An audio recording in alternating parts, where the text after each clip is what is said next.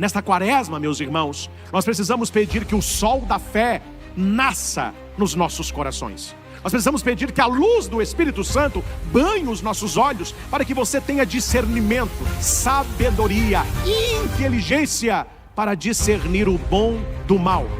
A pior coisa, pior do que uma doença mortal, a pior coisa que pode acontecer na vida de uma pessoa é ela perder a noção do pecado.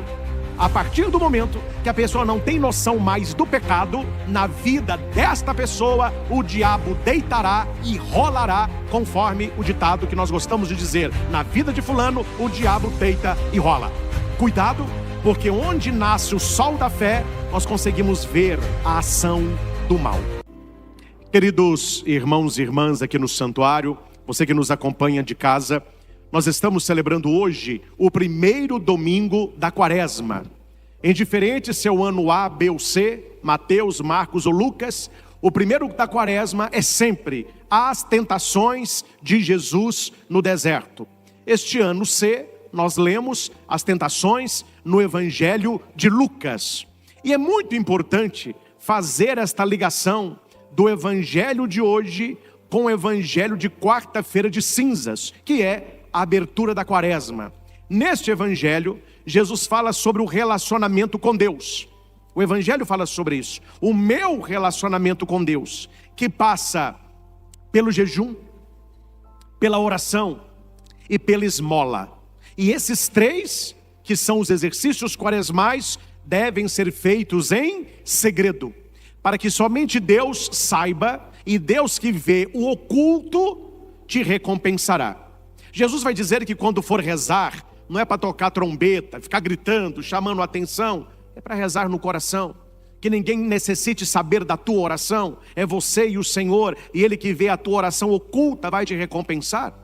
Quando você for fazer jejum, não é para aquela cara cadavérica, porque eu estou com fome, não. É para perfumar, pentear o cabelo, lavar o rosto, para que ninguém saiba que está jejuando, só Deus. Sobre a esmola, Jesus vai dizer: o que a sua mão direita faz, a esquerda não precisa saber. Relacionamento com Deus, oração, esmola e jejum. No evangelho de hoje, nós temos as tentações de Jesus no deserto. E aqui nós precisamos entender por que o diabo nos tenta. Por que o diabo tentou Jesus? Por que o diabo olha para nós? Ele tem vontade de ficar nos tentando. Ele quer uma coisa só: ele quer atrapalhar e até romper o nosso relacionamento com Deus. Este é o motivo do demônio tentar o ser humano: romper, extirpar o relacionamento com Deus. E é preciso entender o porquê Deus permite a tentação. Vocês nunca pensaram nisso? Deus poderia dizer: olha, não quero que o Padre Christian seja tentado. Aí falava com o meu anjo da guarda: o diabo chegou, pode correr com o bicho. Eu ia ter uma vida de santidade, de oração, de plenitude, sem tentação alguma. Então há um porquê da tentação. Deus não nos tenta, Deus nos prova. Toda tentação vem do demônio, toda prova vem de Deus. O demônio nos tenta para nos fazer pecar, rompendo o relacionamento com Deus. Deus nos prova para que sejamos aprovados e cresçamos na fé, na esperança, na caridade e nas virtudes. Por que Deus então não manda o diabo nos tentar, mas permite que o diabo nos tente? Por alguns motivos. Entre eles, primeiro, para aumentar em nós a constância, a fé e a liberdade em sermos de Deus. Ninguém é de Deus de maneira obrigatória. Você tem liberdade de ser de Deus, como você tem liberdade de servir ao inferno. Então a tentação, ela está jogando conosco a nossa liberdade. Deus nos dá o prato, nos serve, você come se quiser. É para o livre arbítrio do ser humano. Então Deus tem as suas propostas e o diabo as suas seduções. Deus as suas provas e o diabo as suas tentações. E nós vamos escolher. Segundo, Deus permite que o diabo nos tente para mostrar que o pecado clama em nós. Que muitas vezes, sabendo o que é certo, nós escolhemos o errado e depois nos arrependemos. Daí vem o sacramento da confissão. Todo penitente que se aproxima do sacerdote, ele pergunta: quais são os teus pecados? Esse e esse. Você está arrependido? E o penitente: de todo o meu coração. O sacerdote dá a penitência e a absolvição. Porque sabemos que era errado, mas muitas vezes não conseguimos dizer não às seduções do mal. Então o diabo nos tenta para nos mostrar que o pecado, ele age em nós. Terceiro, quem diz isso é Santo Afonso Maria de Ligório. O diabo nos tenta para mostrar que nós não somos suficientemente bons e para que nós tenhamos a humildade e a dependência de Deus. O diabo vos rodeia, como leão a rugir, procurando a quem devorar. Resistir-lhe firmes na fé. Uma ovelhinha, uma ovelha, quando vê o lobo, ela treme de medo e ela corre para perto do pastor. Ele é o meu pastor e nada me faltará. Muitos de nós não. Brinca com o lobo, faz amizade com o lobo, quer viver como lobo, ouve as seduções do lobo, aí vem a tentação e nos dá uma bela rasteira para nos provar. Tenha humildade, seja dependente da graça de Deus. Quarto motivo, quem nos dá é Santa Teresinha de Lisieux, Santa Teresinha do Menino Jesus. A tentação bate à nossa porta para que possamos orar mais. Quanto mais você se sente tentado pelo diabo, significa que você tem uma vida de oração e que você precisa rezar mais. E quinto dos motivos, no caso aqui, o último motivo, Deus permite que o diabo nos tente para que possamos conscientemente fazermos a opção por Deus. O pecado é o momento de optarmos pelas coisas de Deus. E aqui há um problema. Espero que não esteja com você esse problema. Pessoas que não veem pecado em nada, tentação em nada, diabo em nada. Esta é uma situação crítica. E quem está nessa situação, abra os teus olhos. Porque a pessoa que não vê nada de pecado, nada de tentação e nada de diabo, ela está vivendo as trevas interiores. Então a pessoa que está na escuridão, ela enxerga o quê? Nada. Uma pessoa que está numa escuridão completa, ela enxerga o quê? Nada. Então a pessoa que está na escuridão espiritual, a escuridão do coração, a escuridão por dentro, a escuridão da fé, esta pessoa ela não consegue ver tentação em nada, pecado em nada, diabo em nada, porque ela está cega espiritualmente. Quando nós começamos a enxergar, nós começamos a ver que o mal, ele age. E ele age não apenas no mundo, mas ele age na sua vida. E cuidado, viu, meus irmãos? Se durante a sua vida você não bate de frente com o diabo, é porque você está indo na direção dele. Pessoas que vão à igreja e não vê pecado em nada e não sente, padre, eu não sinto tentação nenhuma. A minha semana passa toda, eu não sinto tentação nenhuma. Meu filho, sua situação é grave, hein? Está com uma doença mortal aí e não sente nada. Eu não estou sentindo nada. É todo paralisado já pelo pecado, né? Então há um poema de Raniero Cantalamessa que fala sobre o enxergar da fé. Ele vai dizer que uma pessoa estava numa região de acampamento, de mata, na plena escuridão. Então ele não via absolutamente nada. Não havia luz, não havia lanterna, não havia fogo, não havia nada. Então ele ficou parado, esperando o nascer do sol. Aquela escuridão de não ver nada, ele começou pouco a pouco ver uma silhueta de uma montanha, muito escuro ainda, mas ele conseguiu ver. Insistiu na visão e a silhueta ficou mais delineada. À medida que o dia ia clareando, ele começou a ver árvores, ele começou a ver animais, ele começou a ver plantas, ele começou a ver um rio, ainda tudo muito escuro. Mas à medida que o sol foi nascendo, ele viu cores, formas, e ali com toda a luz que lhe era permitida, ele conseguiu ver todo o lugar que ele estava. A pergunta é, aquele lugar, ele apareceu com a luz? Não, ele já estava ali nas trevas. Mas como aquele homem não tinha luz, ele não conseguia ver nada. Foi o sol começar a nascer e ele conseguiu ver tudo. Nesta quaresma, meus irmãos, nós precisamos pedir que o sol da fé nasça nos nossos corações. Nós precisamos pedir que a luz do Espírito Santo banhe os nossos olhos, para que você tenha discernimento, sabedoria, inteligência para discernir o bom do mal. A pior coisa, pior do que uma doença mortal, a pior coisa que pode acontecer na vida de uma pessoa é ela perder a noção do pecado. A partir do momento que a pessoa não tem noção mais do pecado, na vida desta pessoa, o diabo deitará e rolará, conforme o ditado que nós gostamos de dizer: na vida de fulano, o diabo deita e rola. Cuidado, porque onde nasce o sol da fé, nós conseguimos ver a ação do mal. E essa luz que quer brilhar em nós, ela é plenamente a luz do divino Espírito Santo. Vem, Espírito Santo, enchei os corações dos vossos fiéis e acendem neles o fogo do vosso espírito. Quando está escuro, a gente acende um fogo. O fogo aquece, o fogo ilumina, o fogo purifica. É por isso, meus irmãos, que Jesus, sendo Jesus, ele não vai para o deserto desprotegido. Não, deixa eu enfrentar o diabo na cara limpa, deixa eu rolar com um bicho na poeira. Jesus não o fez assim.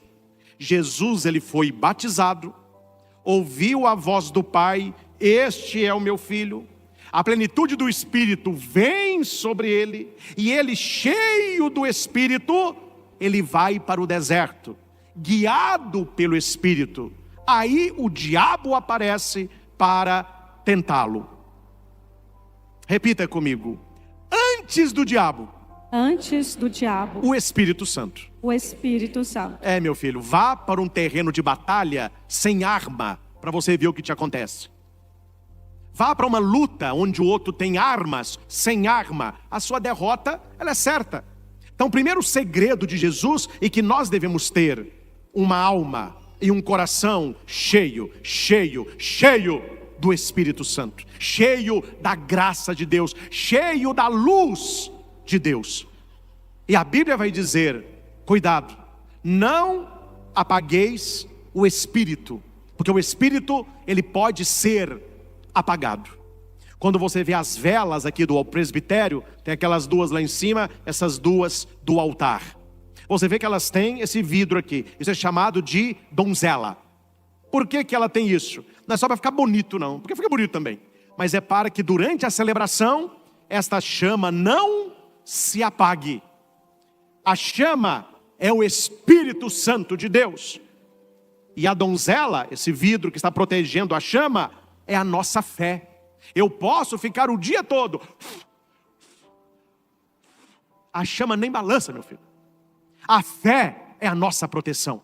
Aquela pessoa que crê, ela professa que Jesus é o Senhor pela boca, vive as virtudes com o coração, como diz a segunda leitura, e ela consegue dizer não ao diabo. A fé nos blinda para não fracassarmos espiritualmente. Então todo dia, clame o Espírito Santo. E sempre que lembrar, diga: Senhor, eu creio, mas aumenta a minha fé. Esse vidro, por mais bonito que seja, ele não é a prova de bala. Não é a prova de nada. Pegou um martelinho, ele quebra. Se der um tiro aqui, ele estilhaça. Mas se você pega um vidro e o prepara e o tempera, você pode blindar aquele vidro.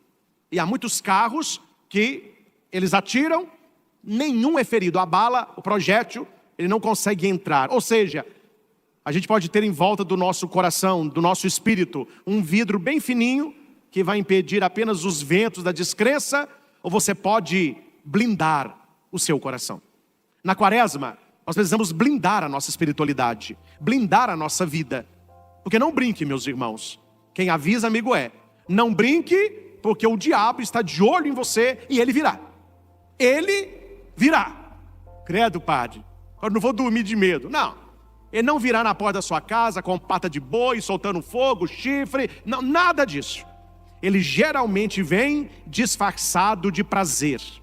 Geralmente é uma mentira que parece verdade. Geralmente é uma tentação gostosa. Geralmente é a concupiscência da carne, ou a concupiscência dos olhos, ou a concupiscência da vida. Primeira maneira que o diabo nos tenta, nas nossas carências. Cuidado com a sua carência. Eu não vou aqui entrar nos pormenores, mas nós podemos renomear o carnaval como a festa dos carentes. Pessoas carentes de afeto, de abraço, de beijo, de excesso, de riso. A carência fragiliza o ser humano.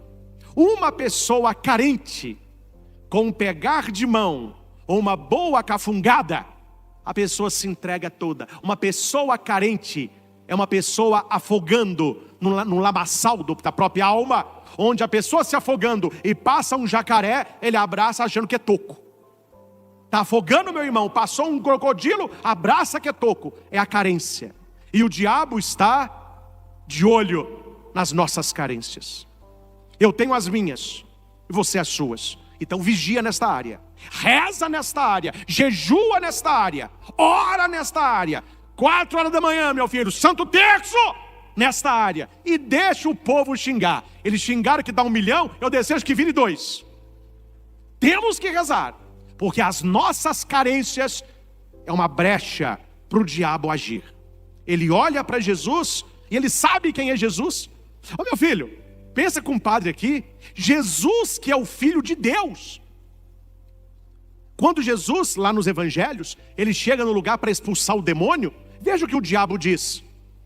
Eu sei para que tu viestes para nos destruir. Eu sei que tu és o santo de Deus. E Jesus grita para ele, cala-te e sai dele. Jesus nem precisa, ele só fala, sai dele. E o diabo cai fora. O diabo no deserto sabia quem era Jesus. E sabendo quem era Jesus, ele não fugiu. O cara é sem vergonha. Investiu até no Filho de Deus e tentou o próprio Deus. Meus irmãos, se o diabo teve cara de tentar Jesus, imagina o que ele não está disposto a fazer com você. Então ele olha para Jesus e ele sabe, 40 dias que não come, é a carência dele, ele está com fome. O diabo chega, se és filho de Deus, transforme esta pedra em pão. Não duvido nada do diabo já estar com um pão na mão, um pão quentinho, com manteiga mineira, com o nosso cafezinho, assim para Jesus, ó. Transforma, espera um minutinho só, engoli aqui, tá bom, viu? Delícia. Transforma essa pedra em pão. Por que o diabo oferece para Jesus pão? Porque Jesus está com fome. Você tem fome de quê? O diabo vai te oferecer. Você tem fome de gente, ele vai colocar gente, mas gente para desgraçar a sua vida. Você tem fome de reconhecimento, ele vai te dar oportunidade. Você tem fome de fazer a maldade, ele vai mostrar como. Ele olha a fome que nós temos. Só que Jesus conhece a palavra. Se o diabo cita a Bíblia de maneira demoníaca, Jesus cita a Bíblia de maneira redentora. A Escritura também diz, não só de pão vive o homem. E o diabo vai para a segunda tentação. Leva Jesus e mostra ele os reinos do mundo, riqueza, poder. Eu te darei todo esse poder e toda essa glória. Eu não aguento, é demais. O diabo não sabe o lugar dele, né? Pessoa inconveniente é aquela que não sabe o lugar dela. O diabo é o primeiro. Eu te darei o poder e glória. Peraí, ele está oferecendo poder e glória para quem? Para aquele que é o Senhor de todo o poder e o detentor de toda a glória. Olha, ele é mentiroso. É mentiroso. Porque tudo isso foi entregue a mim. Meus irmãos, quando foi que Deus entregou o mundo para o diabo? Quanto foi que Deus nos deu para o demônio? Mentiroso, safado, oportunista. Ele não recebeu nada, ele roubou. Aqueles reinos eram dele, não é porque foi dado, é porque foram usurpados. E como que o diabo pegou tudo isso? Levando o ser humano ao pecado. Quando você peca, você dá autoridade na tua vida e nas tuas coisas. Então ele vai pegar esses reinos para ele. Mas os reinos não são dele. Jesus entendeu muito bem a tentação do demônio. Se você se ajoelhar nos meus pés, eu te dou tudo isso de volta. Eu te dou o ser humano de volta. Sem cruz, sem sangue, sem dor. Você precisa uma coisa só: ajoelhar, me adorar. O diabo é carente, né? É o carente aí, doido para receber adoração. E tem gente bobo que ajoelha. E tem gente que para ter riquezas se ajoelha. E Jesus vai dizer: não. A Escritura diz: adorarás o Senhor teu Deus e somente a Ele servirás. O diabo perde a segunda tentação, aí ele vai para a terceira. O cara é insistente. E ele diz, levou Jesus para o alto do pináculo, lá do templo de Jerusalém: pula daqui, porque Deus deu uma ordem aos seus anjos para que em todos os caminhos te guardassem, e para que o teu pé não tropece em pedra alguma. Jesus poderia ter falado ao diabo, né? Já que você está citando Bíblia, não cita só o versículo decorado, continua citando o versículo de baixo. O diabo não é bobo nada, né? Que é o salmo que nós ouvimos, esse salmo que ele cita para Jesus, é o Salmo 91. O diabo sabe salmo de cor. E ele vai falar o versículo 12, mas ele omite o versículo 13. Por que ele não falou o 13? Porque o 13 está falando dele. O que é o 12? Haverão de te levar em suas mãos, para o teu pé não se ferir em alguma pedra. Versículo 13: passarás por sobre cobras e serpentes, pisarás os leões. Essa aí o diabo não quer, né? Ele só quer a primeira parte. Te contar, não é mole não. Aí Jesus, olhando para o diabo, vai dizer: eu não vou pular daqui, porque eu não vou tentar a Deus. A palavra diz: não tentarás o Senhor teu Deus. Jesus vence a primeira, Jesus vence a segunda, Jesus vence a terceira tentação. Preste atenção, meus irmãos. O que havia entre o diabo e Jesus? Quem sabe? A tentação está acontecendo. O que havia entre o diabo e Jesus, e entre Jesus e o diabo? O que separava os dois?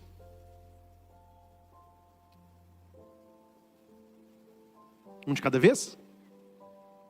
Agora você vai aprender. Aí você vai ver que está claro aí. A palavra de Deus. Havia o diabo de um lado, Jesus do outro e a palavra no meio. A luta deles era na palavra. A tentação do diabo não é no soco, é mental. O terreno que o diabo mais nos tenta é a nossa mente. É aqui. E como que eu me convenço a dizer não às tentações do mal? Se eu conheço a palavra de Deus. O diabo cita a palavra de um lado, Jesus cita a palavra do outro. Então veja que citar palavra não é questão nenhuma que a gente é de Deus. Até o diabo cita a palavra. Mas é preciso ter o texto no contexto para que ele não vire pretexto de pecado. Por último, eu falei no início da minha pregação que o evangelho de hoje, ele tem que voltar à quarta-feira de cinzas. Lembram disso? Falei agora isso aí. E falei dos 3 exercícios quaresmais. Quais são? Jejum, oração e esmola. Repitam. Jejum, oração e esmola. Por que que eu pratico jejum? Para vencer a concupiscência da carne, que é a primeira tentação. Transforme pedra em pão. Por que orar mais na quaresma? Para que eu vença a segunda tentação e possa adorar somente a Deus. Por que da esmola? Para não querer apenas para mim, mas ofertar, dar, vencendo a terceira tentação, o reconhecimento. Meus irmãos, quando Jesus nos fala da oração, do jejum e da esmola, São as armas que nós temos para vencer as tentações do mal. Que não são apenas essas três, mas essas três são as maiores que o ser humano enfrenta. A concupiscência da carne, que busca o prazer, é a primeira tentação. A concupiscência dos olhos, que busca a riqueza e o apego aos bens materiais. E a terceira tentação, a concupiscência da vida, ou soberba da vida, que tenta a Deus e quer colocar Deus à prova. Como vencer a concupiscência da carne? Jejuando. Como vencer a concupiscência dos olhos, que são as riquezas? Doando a esmola. Como que eu venço a tentação de tentar a Deus? Na oração, para que eu possa adorá-lo e conhecer a palavra. Quaresma, nós precisamos ler mais a Bíblia, principalmente os evangelhos do dia da quaresma. De quarta-feira de cinzas até quinta-feira santa, ao meio-dia, meio da tarde, nós temos a quaresma. Vão dar 45 dias, para quem é curioso e contar. Mas a quaresma não são 40 dias? Como que está 45? Você vai tirar os domingos. Domingo, mesmo na quaresma, é a Páscoa semanal. Então, nesses 40 dias, a igreja nos dá textos bíblicos que nos ajudam a conhecer o plano da salvação, para que eu tenha condições de vencer as tentações do mal. E como que termina o evangelho? Terminada a tentação, graças a Deus. Repita, terminada a tentação. Terminada a tentação. O nosso anjo da guarda fica com a gente 24 horas por dia, sim ou não? Sim. O diabo nos tenta 24 horas por dia? Só se for o seu. Só se você tem um demônio aí te tentando 24 horas por dia. Eu tô fora dessa. O diabo, o tentador, ele é oportunista. E ele vai nos tentar nos momentos de fragilidade. Então eu não tenho do meu lado um anjo da guarda e um diabo que me acompanha 20, onde eu vou ter um diabo, Deus que me livre. Quem me acompanha, meu filho, é o anjo da guarda, é o Espírito Santo de Deus. O diabo, ele fica na espreita. E quando é que ele vem? Na tentação. Se você vence a tentação, terminada a tentação, o diabo se afasta. Está na palavra? Terminado a tentação, o diabo se afastou. Surgiu a oportunidade, você venceu a tentação. Quem fica com a gente 24 horas por dia é um anjo da guarda. O diabo vem para nos tentar. Só que aqui tem um segredo no texto e que a gente não pode brincar. O que a gente não pode dar para o diabo? Uma coisa só. Uma coisa só. Oportunidade. Se você não dá oportunidade, dificilmente ele vem. Então, se você está no estado de graça, rezando, confessando, lendo a palavra, evitando o pecado, procurando ter uma vida de santa, vivendo o temor a Deus, é claro que você vai ser tentado também. Mas com poucas oportunidades, você verá com clareza a tentação do mal. Não estou falando que eu sou santo não, está longe disso. Mas graças a Deus, não em todas as ocasiões, mas em muitas ocasiões, eu vejo com clareza o diabo agindo. Então eu, rapo fora. Porque no final, não vai dar certo. A gente vê como que a coisa vai sendo construída. Opa, isso aqui não vai terminar bem. Isso aqui não é coisa de Deus não, porque ele é oportunista. Então a gente não dá oportunidade. Permita-me um exemplo, porque pode ajudar vocês. Eu atendi há uns anos atrás um homem jovem, recém-casado, que tinha um bebezinho. E a mulher levou o bebezinho para o quarto, porque fica mais fácil dela cuidar do neném. Só que o neném chorava muito de madrugada. E o marido acordava muito cedo. Então isso foi uma brecha para que o marido fosse dormir no quarto ao lado, para que pudesse acordar descansado e pudesse trabalhar. Só que o isolamento do marido da mulher o levou ao sono? Não, o levou ao celular. Então ele me disse, ficava no celular até 2, 3 horas da manhã. Ele colocou o computador de trabalho no quarto. A tentação veio, o levou para páginas impróprias de madrugada, relação virtual, troca de imagens sexuais. E ele me procurou pedindo uma orientação, porque ele viu que isso não iria terminar bem. E não iria terminar bem. Eu disse para ele: eu tenho para você 2 sugestões, e não 3. Se fizer, volte para eu te orientar. Se não fizer, meu filho, sua alma, sua palma, vive isso aí.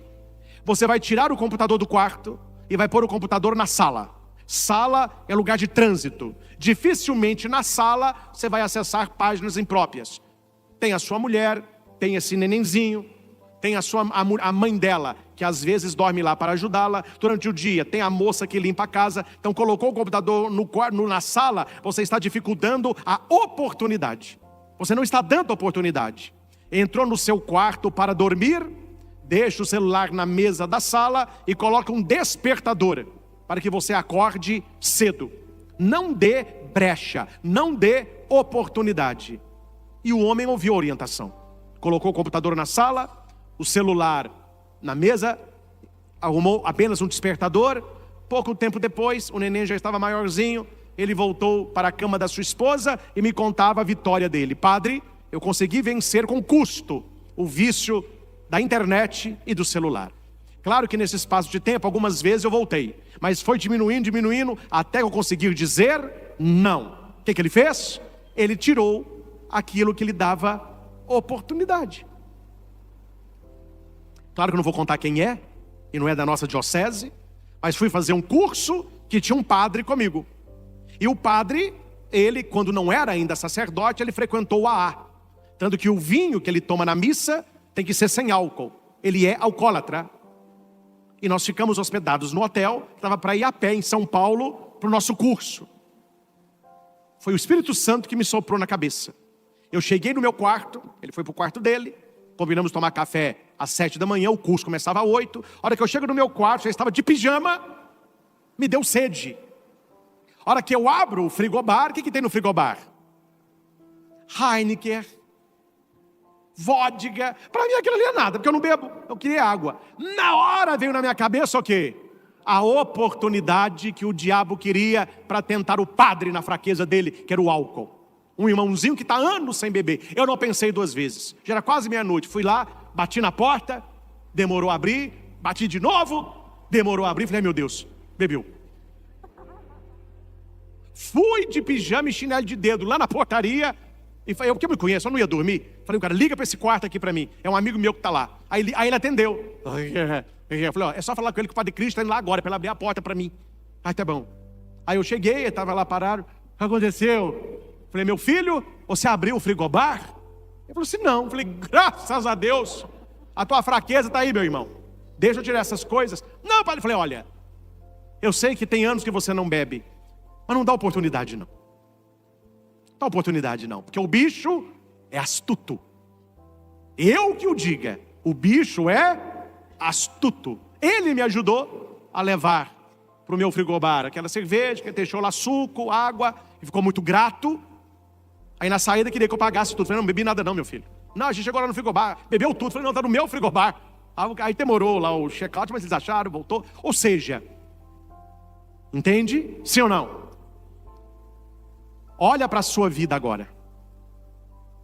Qual é a oportunidade que o diabo precisa para fazer você pecar, rompendo a sua amizade com Deus? Feche os seus olhos um instante. Nós estamos dentro de uma missa.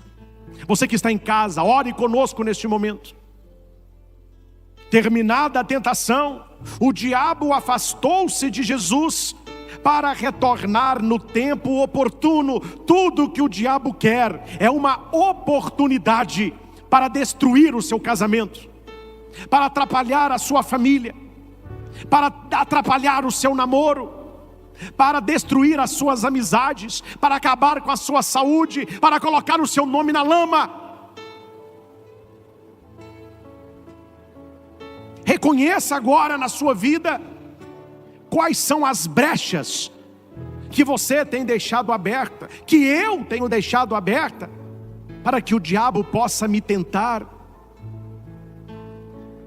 Quais são as oportunidades que nós estamos dando ao mal para que ele nos faça mal?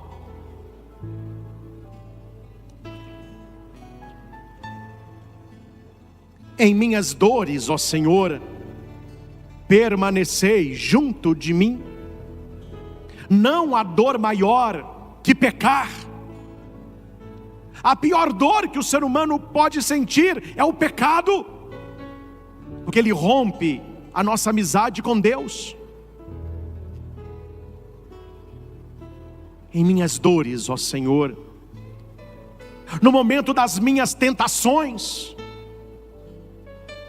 naqueles momentos que o diabo aproveita as oportunidades que eu dou a ele, nesses momentos, ó Senhor, permanecei junto de mim. Em minhas tentações, ó Santíssima Virgem Maria, permanecei junto de mim. Nas sugestões que o diabo sopra no meu ouvido e no meu coração, ó meu zeloso anjo da guarda, guardai-me e permanecei junto de mim.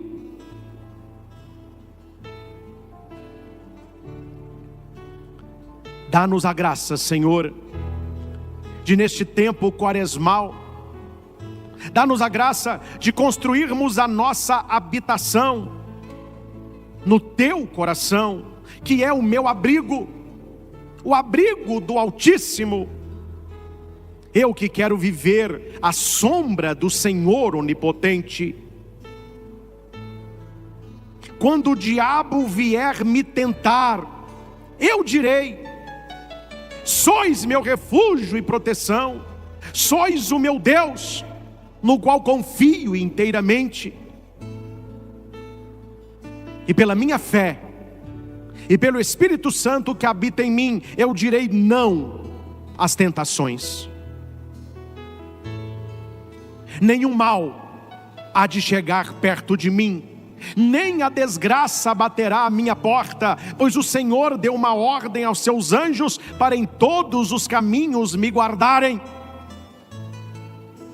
Em silêncio, mas repita isso no seu coração agora: nenhum mal há de chegar perto de mim, nenhum mal há de chegar perto da minha família, nenhuma desgraça baterá à minha porta, pois o Senhor deu uma ordem a seus anjos. O Senhor deu uma ordem ao meu anjo da guarda, para que em todos os caminhos Ele me guarde, me proteja, me guie. O meu anjo da guarda, Ele me levará em suas mãos, para que o meu pé não se fira em nenhuma pedra. Pelo poder de Deus, eu passarei por sobre cobras, serpentes, leões e outras feras. Eu passarei por cima das tentações do mal e não pecarei. Porque eu confio a minha vida a Deus, eu confio a minha família a Deus, e o Senhor haverá de me livrar no momento da tentação. Não há tentação superior à minha força, mas com a tentação o Senhor me dará força para vencê-la. O Senhor me conhece e Ele haverá de me proteger.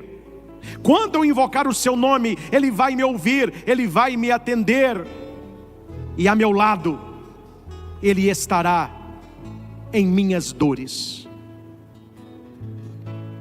Ao meu lado Ele estará em minhas dores. Glória ao Pai, ao Filho e ao Espírito Santo, como era no princípio, agora e sempre. Amém. Que neste tempo da quaresma, meus irmãos, nós possamos conhecer a palavra de Deus. Não se esqueçam do que vocês ouviram aqui esta noite. Entre Jesus e o diabo havia a palavra. Entre nós e ele, coloquemos a palavra, porque pela Sagrada Escritura que venceremos todo o mal e seremos revestidos do poder que vem do alto. O diabo é bem inofensivo para aqueles que são amigos de Deus na terra e um dia serão amigos de Deus no céu. Que Nossa Senhora nos ajude na travessia deste deserto quaresmal, para que na Páscoa do Senhor cantemos também a nossa vitória. Louvado seja nosso Senhor Jesus Cristo, para sempre seja louvado. A Igreja Católica, ela tem a noção de templo como Jesus. E eu vou explicar o porquê. Atenção no que eu estou dizendo. Vou explicar com calma e com clareza.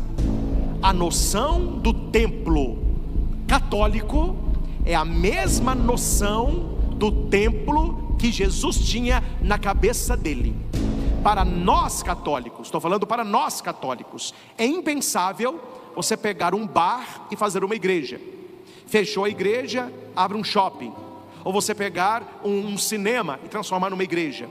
Porque o ambiente eclesial católico, ele é consagrado para o culto. E para que exista uma igreja e um templo católico, não é apenas um terreno ou uma porta.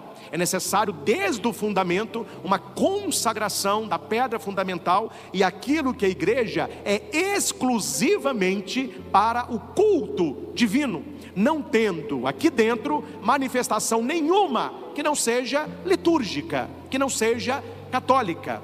O que estava na cabeça de Jesus, que na cabeça de Jesus o templo não é secundário, o que é na cabeça de alguns irmãos separados.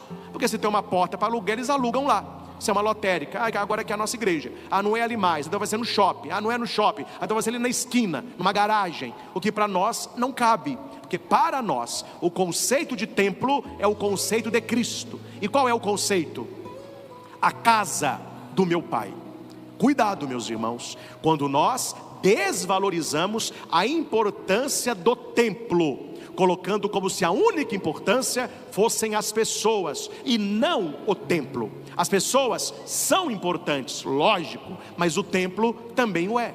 As pessoas são templos do Espírito Santo e nós o somos. Somos sagrados que Deus habita em nós, o somos, mas o altar é sagrado, o presbitério é sagrado, os vasos litúrgicos são sagrados. Eu nunca disse o nome da família, também não vem ao caso. Mas quando eu era padre, pároco, aqui na paróquia de Nossa Senhora Aparecida, o santuário de Nossa Senhora Aparecida, nós enfrentamos um mês de turbulência.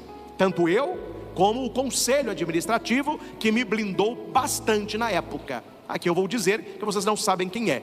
Uma família, no mínimo, desequilibrada, totalmente desequilibrada. A mulher estava grávida. E a mulher cismou que o desejo dela era tomar Coca-Cola no cálice. Então celebra a missa. Na cabecinha dela era uma taça, era um copo. Mas na concepção da igreja é um objeto sagrado, usado exclusivamente na celebração da Eucaristia. E a loucura não ficou só na donzela, porque o marido se sentiu ofendido, porque foi negado a ela tomar a coca no cálice.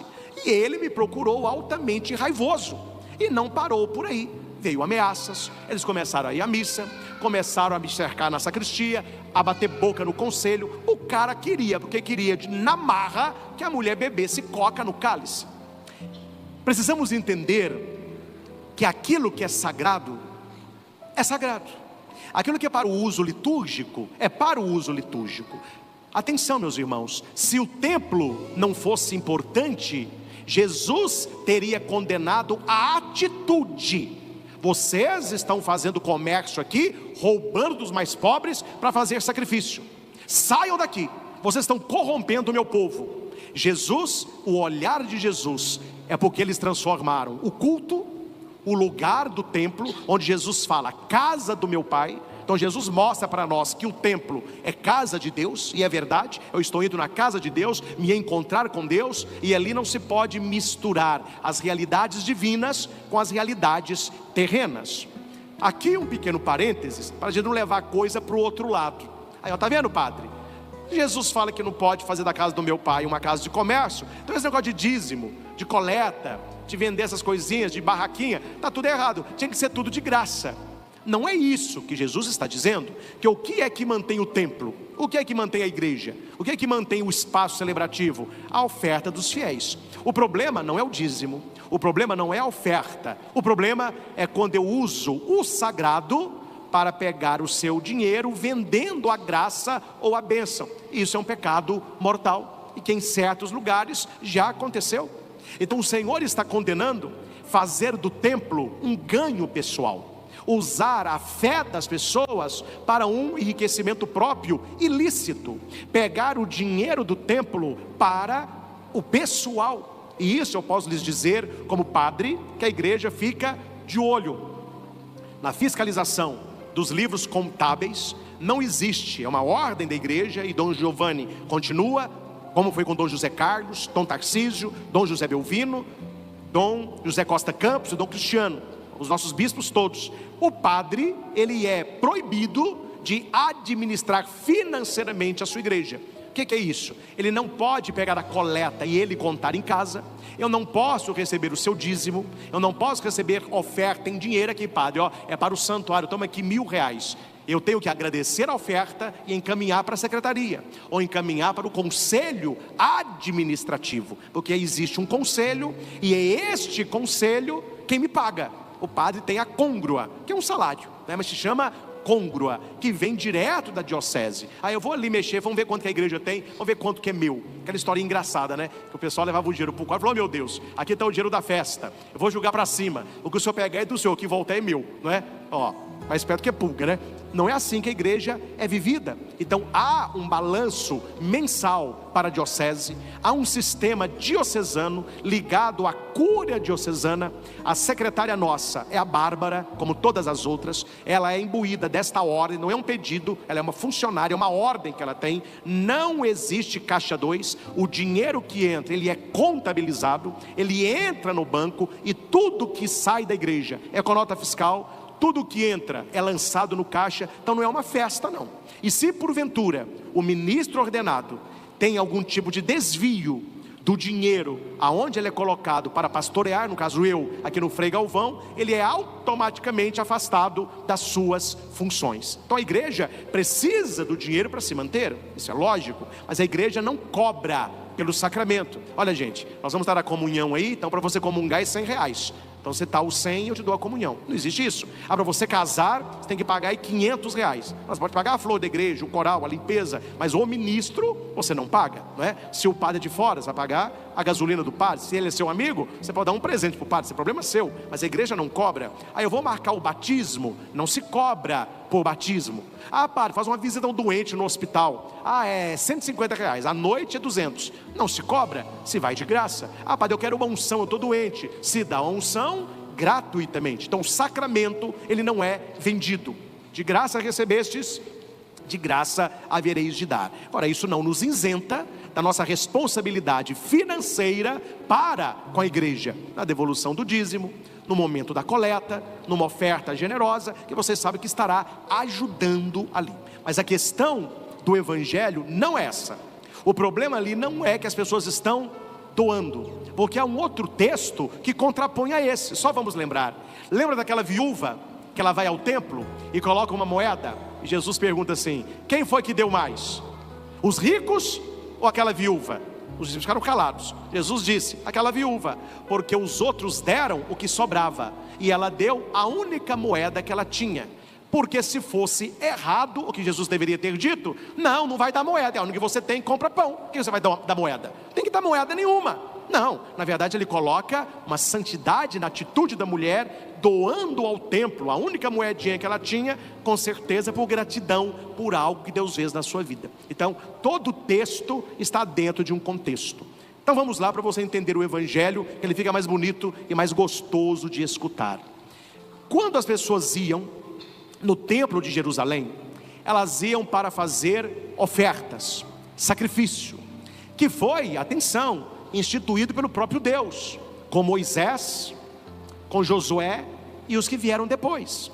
Então quando eles ofertavam um animalzinho, e aquele animal passava com um sacrifício expiatório, ou um sacrifício simples, ou o holocausto, os três. Eu vou explicar: sacrifício expiatório, sacrifício simples e holocausto. Eram os três que existiam. Antes é preciso entender uma coisa: a moeda que eles lidavam no dia a dia era a moeda romana. Tanto que Jesus vai perguntar: quem está nessa moeda aí? É lícito pagar o imposto ou não? Quem está nessa moeda aí? É César. Dê a César o que é de César e a Deus o que é de Deus. Dentro do templo, atenção, não se comercializa com moedas do império. Então tinha as moedas do templo, que era uma moeda dedicada ao sacrifício. Então a pessoa entrava no templo, se a pessoa era pobrezinha, ela ia comprar 2 rolinhas, 2 pombinhos. Se a pessoa tinha uma condição melhor, ela ia comprar uma ovelha, um cabrito. Se a pessoa tinha uma condição rica, ela ia comprar um touro. Então era os animaizinhos, um par de rolinhas, um carneirinho, uma ovelhinha ou um touro. É igual hoje, né? Não mudou, isso aí não mudou muita coisa não. Está numa festa, chega uma pessoa no fusquinha, nada contra o fusquinha, mas a pessoa chega no fusquinha, no ninho, o pessoal olha e fala assim: chegou mais um ali, pobrezinho ele. Aí chega alguém num carro melhor, todo mundo, aquele ali tá melhor, hein? Aquele que chegou no fusquinha, 2 rolinhas, carro melhorzinho ali já é uma ovelha, hein? Aí chega alguém no carro importado, é caro, porta pra cima, neon, todo mundo, aquele ali tem bala na agulha, hein? É o touro. Era assim, os pobrezinhos estavam com as rolinhas, todo mundo, isso aí é pobrezinho. Alguém puxava uma ovelha, essa família aí tá bem, hein? Mas quando entrava um touro, meu filho, porque era caríssimo. E o que a pessoa deveria fazer? Aí que entram os cambistas, que Jesus vai chutar as bancas. Quem eram os cambistas? Eles ficavam no átrio. O que é o átrio? Tem o pátio, o átrio, que é entre o templo e o pátio, e depois o templo. Então no átrio, você chegava com as moedas romanas e falava: eu quero ofertar uma ovelha. Tantos, fale tanto. Ele pegava a moeda romana e dava. O cambista trocava pela moeda que podia usar no templo. Está aqui o dinheiro para você usar no templo. A pessoa com o dinheiro trocado, ele entrava no templo e comprava a ovelha, ou comprava o touro, ou 2 pombinhos. Lembrem, na apresentação de Jesus no templo, São José leva uma gaiolinha com 2 rolinhas, para mostrar que eles eram pobres. A única coisa que eles conseguiram comprar foram 2 rolinhas, 2 pombinhos, né? E o que os cambistas faziam?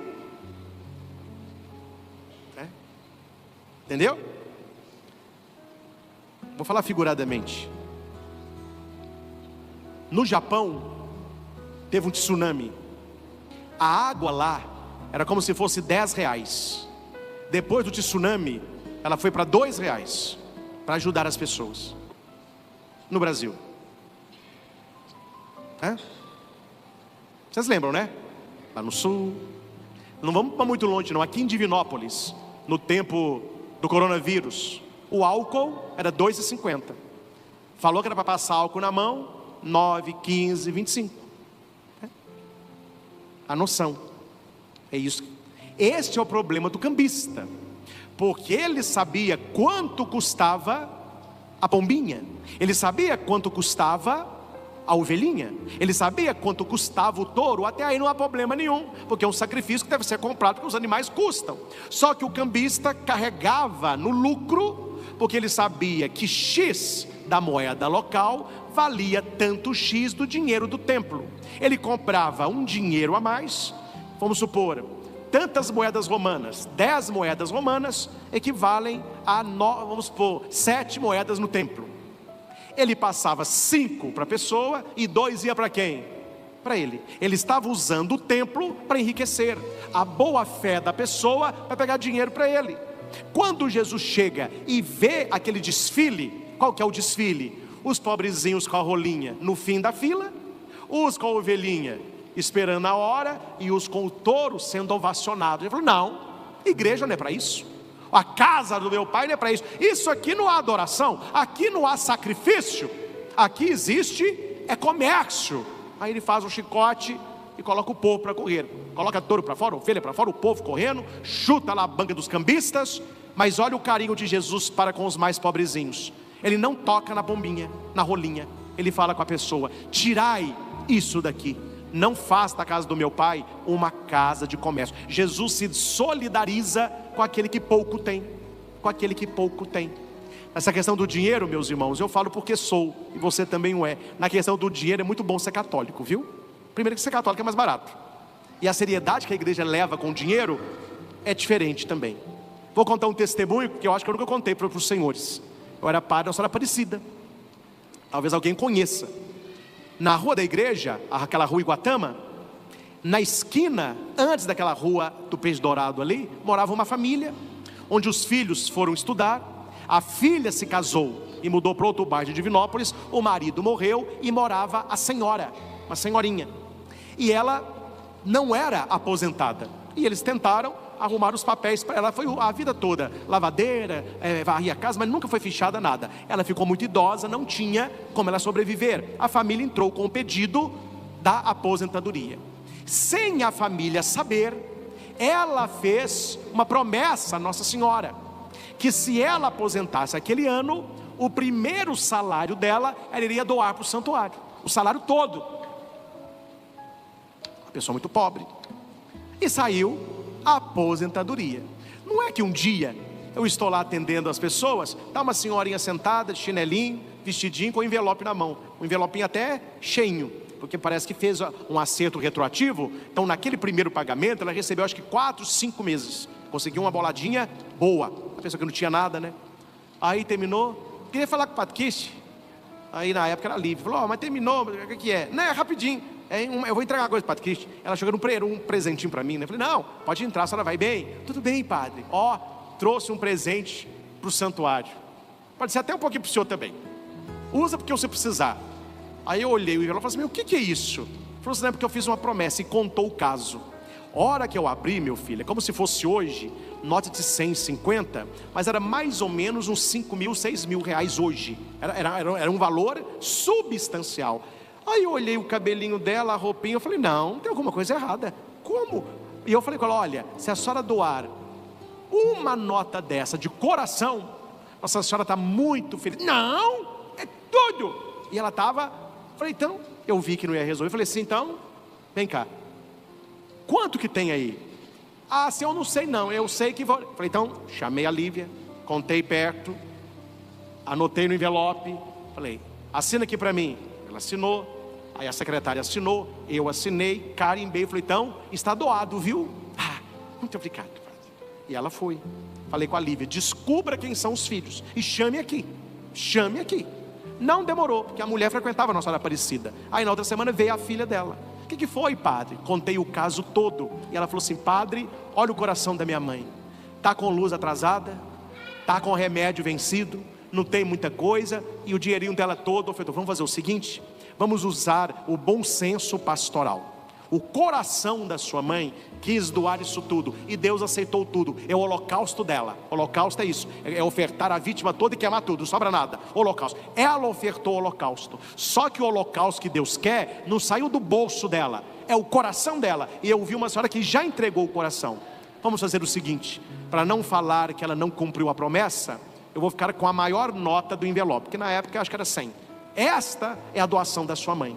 Este envelope você vai levar, vai gastar com ela, vai ajudá-la, e depois, para não iludi-la, você vai falar que o padre fez com a Nossa Senhora uma outra promessa, que ia devolver para ela o valor financeiro, e que aquele dinheiro que o padre ficou, iria dar tantas missas pelos membros da família dela falecido, incluindo o esposo. Então a promessa dela seria tantas missas que já foram pagas. Ela ficou muito feliz. Falou, o que vale mais? Esse dinheiro ou tantas missas? Ah não, tantas missas. Aí a mãe falou, graças a Deus. Levou, ela viveu uma vida muito cômoda, arrumou a casinha dela. Meus irmãos, nós devemos ter consciência moral financeira.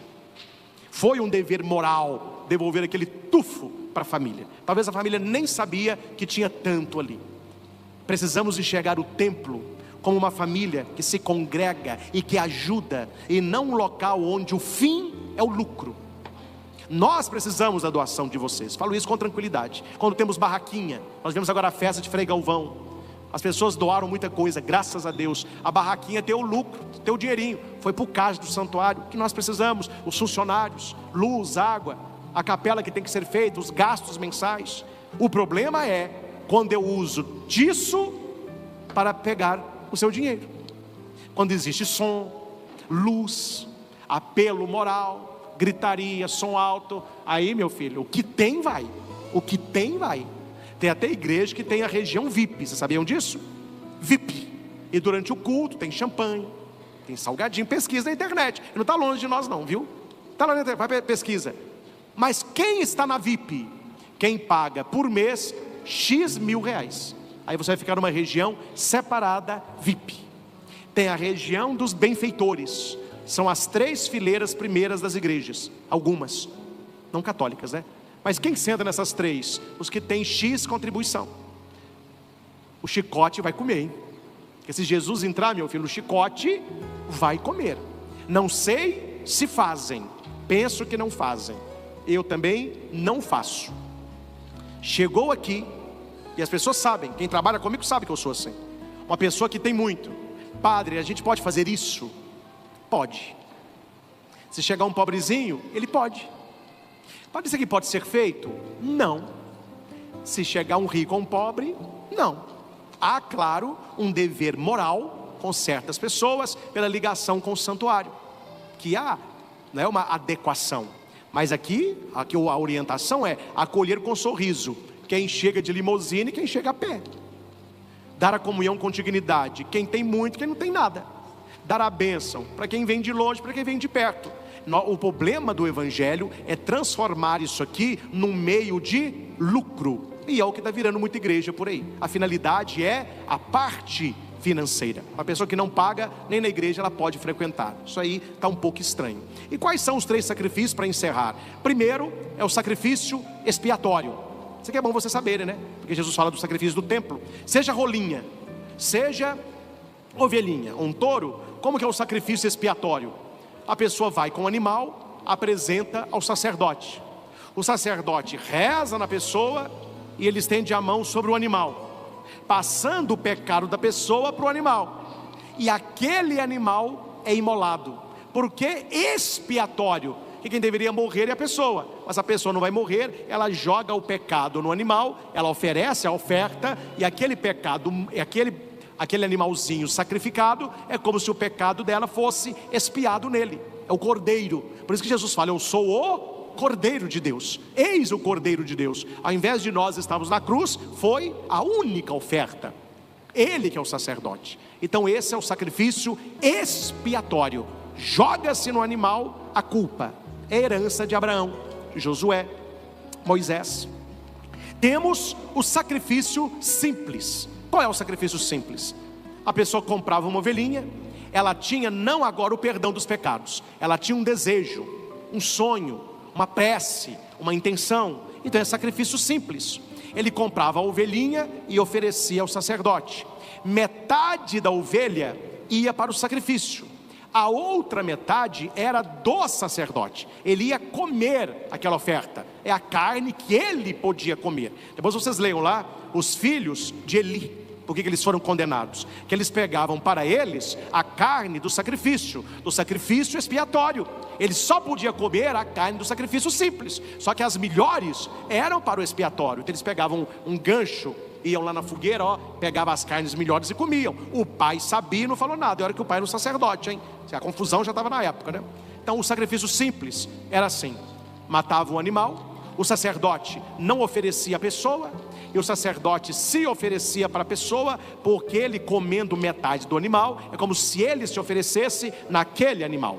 Aí estava o embrião do sacerdócio hoje. Eu não preciso morrer na cruz derramando o meu sangue, mas eu na consagração faço as vezes de Cristo de maneira incruenta para que ele esteja nas espécies eucarísticas. É o Antigo e o Novo Testamento. E nós temos o holocausto. Quando fala holocausto, é fogo. Pega a rolinha, pega a ovelha, pega o touro e queima tudo. Holocausto, tudo é para Deus. Então queima tudo, é um ato de adoração. Eu quero adorar a Deus. Então está aqui meu animal, queime-o para mostrar a Deus o meu louvor. É daí que vem o uso do incenso. Quando o animal queimava, para não ficar aquele cheiro de carne queimada, carne crua queimada, o sacerdote jogava incenso. Aí saía aquela fumaça junto com o animal. O sacerdote falava: como essa fumaça sobe ao céu, que suba ao céu o holocausto que vocês oferecem, a adoração de vocês. Porque a igreja mantém o turíbulo com incenso. Estes são os sacrifícios. O que acontece no evangelho? Logo que Jesus expulsa os vendilhões, alguém pergunta para ele: mas que autoridade você faz isso aí?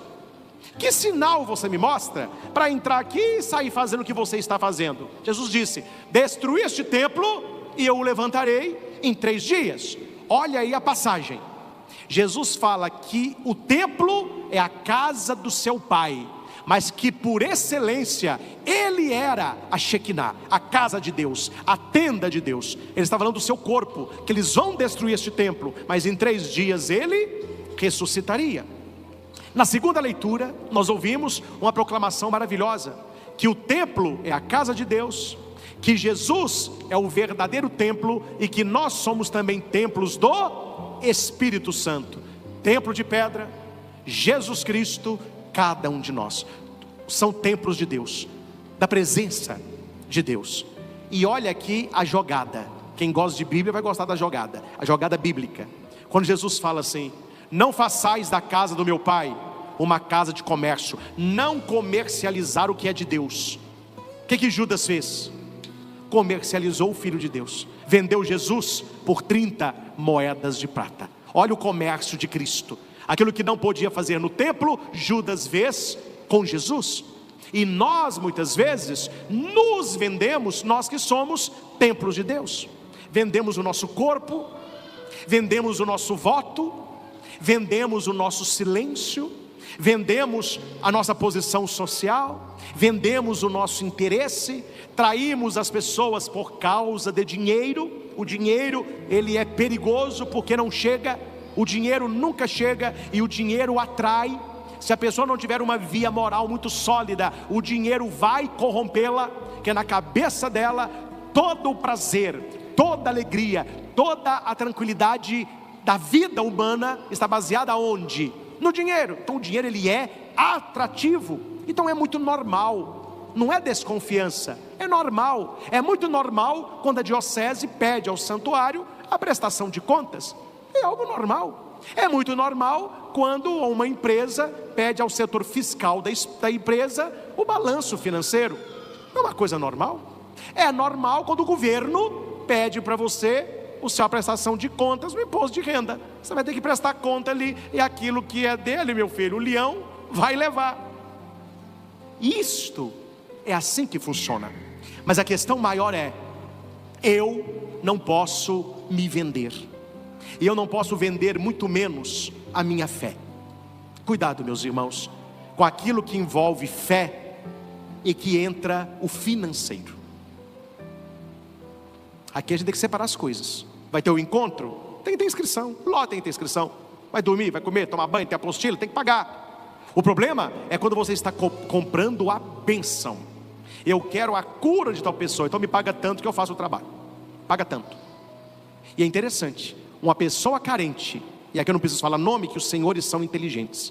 Uma pessoa carente e bem, se cair na mão de um desses, a pessoa fica sem nada. Eles levam tudo, porque a consciência é financeira. Quero finalizar com uma frase apenas de Joseph Ratzinger, quando era cardeal: quanto se manipula a religião por interesse pessoal e financeiro, é sinal que o coração virou mercado. Não vamos deixar o nosso coração virar mercado. Não estamos aqui por causa de lucro e de ganho, estamos por causa da graça. E pela graça que recebemos, aí nós contribuímos, nós ofertamos. Isso é outra coisa. Essa semana, eu sei que vai estar polêmica, mas como eu já estou na polêmica mesmo, vou mais uma que não acrescenta nada, né? Eu recebi um vídeo de um rapaz, não vou citar o nome que eu não sei, mas é alguém de renome na internet. Ele se diz cristão, não se denomina, mas ele foi à missa. E ele gravou um vídeo falando que ele ficou impressionado na missa. E ele falou: não foi na missa em si, foi na hora da coleta, porque ele já foi em várias igrejas. Ele foi à missa numa igreja católica. E o vídeo dele fala: eu achei interessante que passou perto de mim uma moça. Ele falou: uma moça com uma sacolinha. não pediu nada, não tinha luz piscando, não tinha emoção, não tinha alguém sapateando. Foi algo assim: quem puder põe quanto tem, põe se quer. Aí ele fala sobre isso, que ele viu na nossa fé católica uma igreja que respeita a consciência de quem doa. Quem pode doar muito, que doe.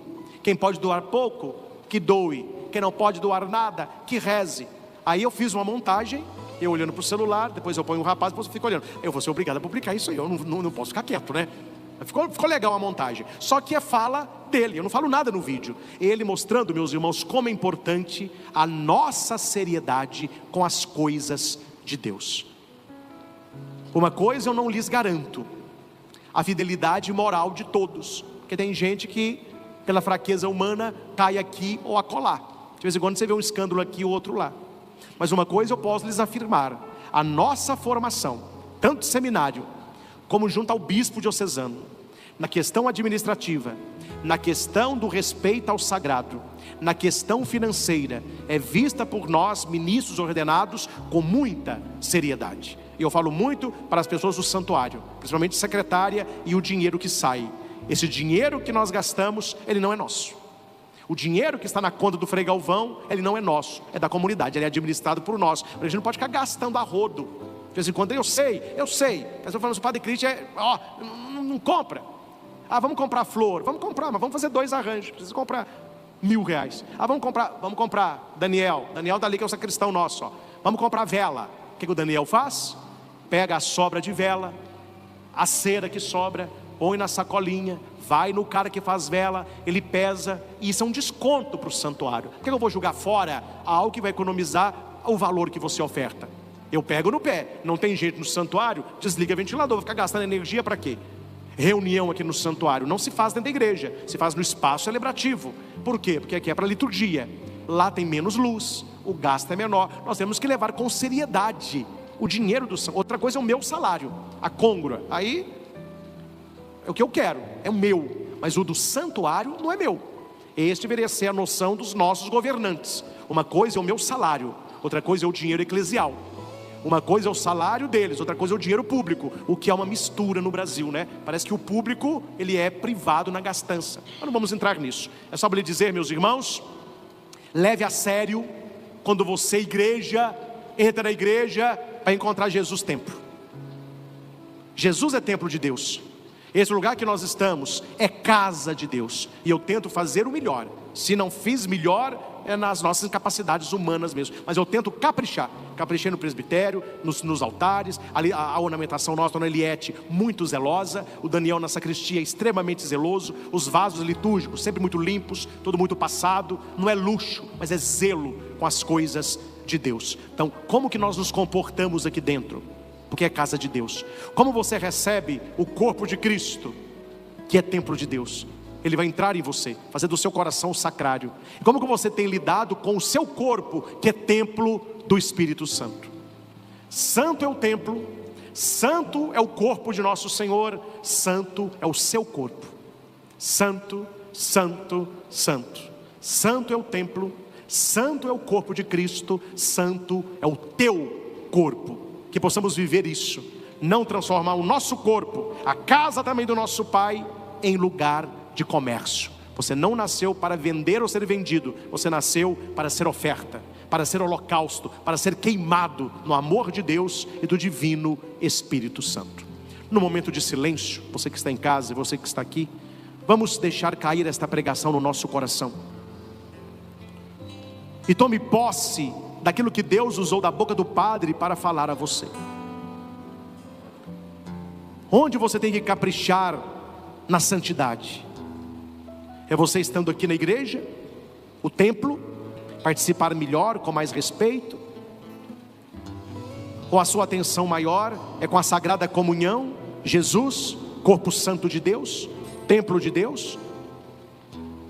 Ou é com a santidade da sua vida, a santidade do seu corpo, que não nasceu para pornografia, que não existe para prostituição, para imoralidade, para promiscuidade? Santo é o templo, Santo é o corpo de Cristo, santo é o nosso corpo. Pensando nisso, reze e responda a Deus pela palavra anunciada.